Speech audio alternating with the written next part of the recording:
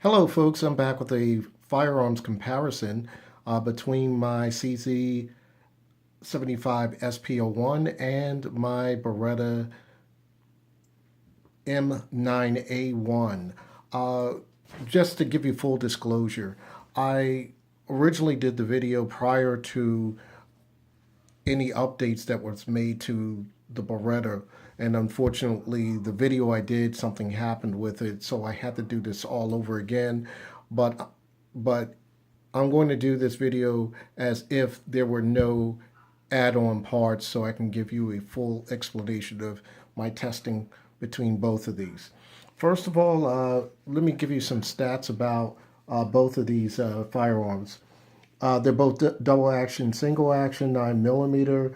Barrel length on the Beretta is going to be 4.9 inches, cold hammer forged, and also on the SP-01, it's going to be 4.6 inches. That's also cold hammer forged. The Beretta, it weighs in at 33.9 ounces, and that's because this has an alloy frame. And the SP-01 is going to be a little bit on the girthy side of 40.7 ounces. That's because it's an all steel frame. The height on the Beretta is going to be 5.4 inches, and on the Beretta it's going to be 5.79 inches, not that much difference. And same thing with the length. The length is on the Beretta is 8.5. CZ is going to be 8.15 inches. Width is about the same, 1.5 in width for the Beretta, and 1.46 for the CZ. Sight radius is about the same, somewhere between around 6 inches. Also, the other difference is the Beretta has the magazine capacity is 5 plus 1 in the chamber, and the CZ is going to be 18 plus 1 in the chamber. Of course, you can both get those with extended magazines. Both of these firearms are used by their military and police functions, or wherever they are. For instance, the Beretta is going to be, as you know, was adopted by the United States military and has been used in various police departments. And the CZ has been used by Western countries in Europe, using usually with the security forces fighting terror in those Western countries. So they both have a good track record when it comes to military and law enforcement.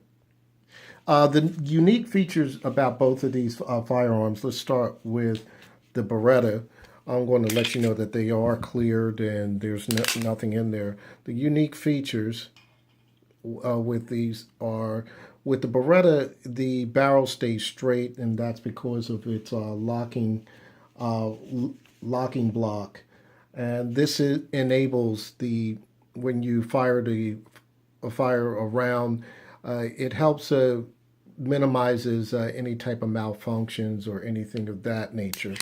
And that's one of the good features that I find very interesting on the Beretta at this point.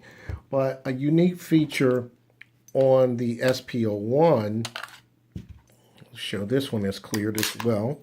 The unique feature on this one as well is that everybody is well aware of the internal or inverted slide. The frame is actually inside the slide. You can see actually where the slide goes into the frame, and this aids in accuracy. And it's interesting, both firearm companies have a different way of doing special features that will make their products stand out. Now, like I said earlier, I did do some modifications on the Beretta. The thing about it is, in its stock form, the trigger pull was basically a stout, let's say 12 pounds, but it was smooth. With that, it had a very, very good uh, single action pull with a decent reset. Uh, right now, like I said, I did add parts to this. I added a hammer spring in here, a different type of hammer spring in here, so it would have a smoother pull. Now that I added this particular part, it makes it very smooth and just as smooth as my SP-01. So if you check this out, there's your single action pull, and you pull back, and then that's your reset. That's a very short reset. And I want to do that again because I don't think anybody saw that real good. Here's the reset, and there it is. That's where it ends.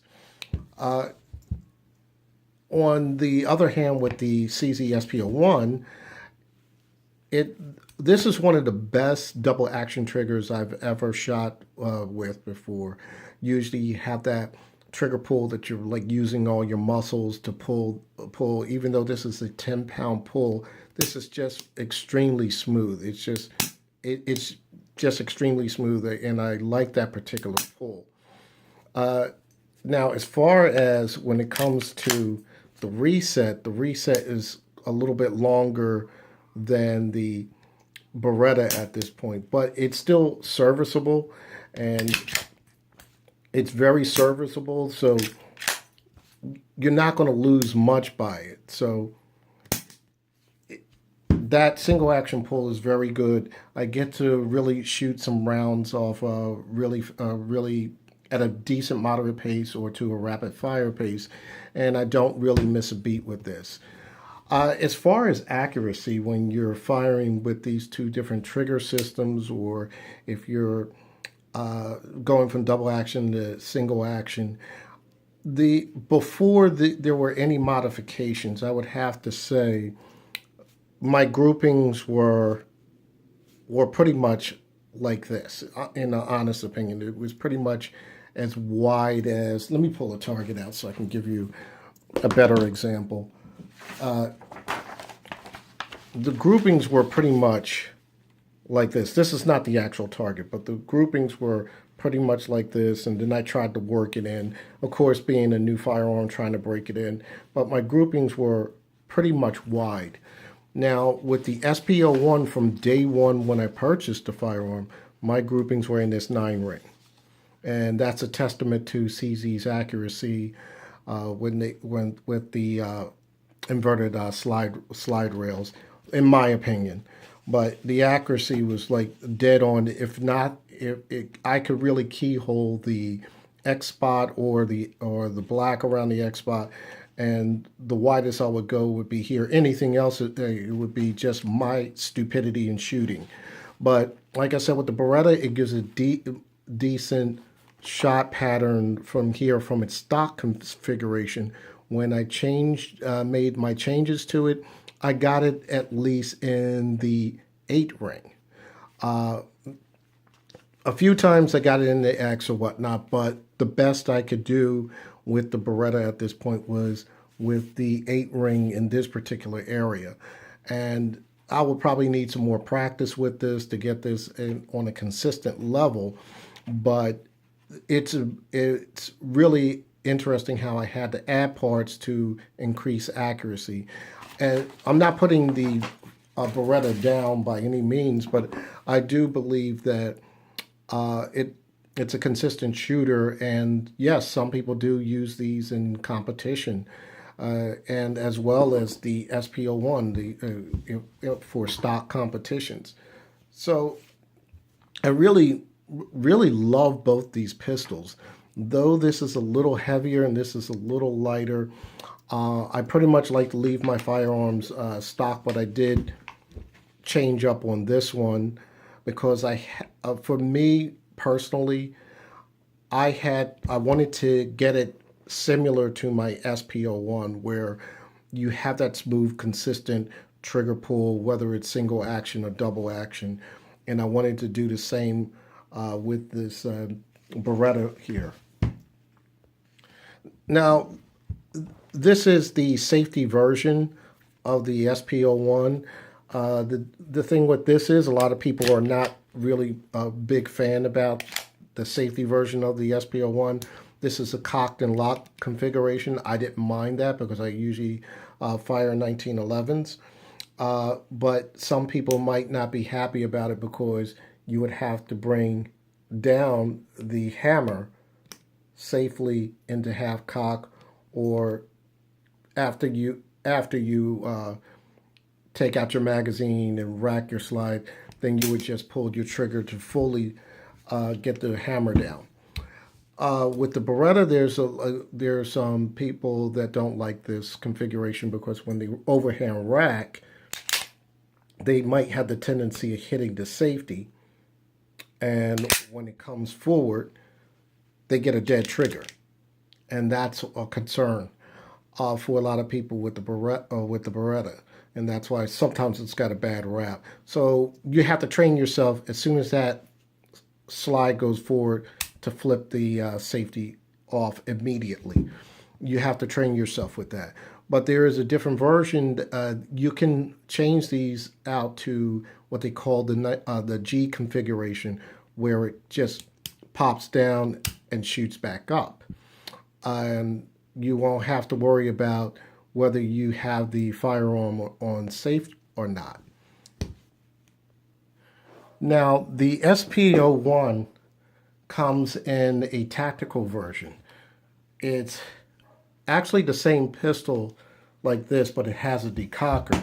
And I don't have an SP-01 tactical, but I do have something close to it, and that's the P-01. The P-01, as you see here, has a decocking lever, which is the same that's on the SP-01. So if you rack the slide, and if you want to let the hammer down, you just pull this lever, and the hammer drops down safely. Now, if I had an SP-01 tactical, I would prefer this particular type of safety because you're right here, and all you have to do is lift your thumb and just drop it, because what I like about this decocker is it's most rearward, closer to your thumb. Now, if the decockers on the 92s, well, in the G model, some people might not have the hand reach or thumb reach, whether to correctly say that. Some people might not have the proper thumb reach, and if they try to decock, they might be uncomfortable with trying to reach it. And everybody has a different hand size, so you got to work with what you can work with. But that might be a concern to some people who are trying to pick between these two firearms. And pretty much that's pretty much it for my comparison between the two. Usually people would say if you could only have one or whatnot. I really got this because I like the history of the military, and I really wanted something that our servicemen have used in battle. And with this one, this is the SP-01. This is being used currently on the War on Terror. And I really like this particular one a little bit better because its accuracy is outstanding. You can be an average shooter and do pretty well with this. It's a very forgiving firearm, to say the least. Other than that, there's just some minor features that are different. This is standard with night sights. This particular model is not standard with night sights. The front sight here, this is made into the frame, so you're not able to change this out. You can drift these and put a different rear sight. But the newer models like the M9A1, you can dovetail these or whatnot. But all in all, when it comes down to it, when it comes down to these particular firearms, it's what you feel comfortable with and what you would like to shoot with.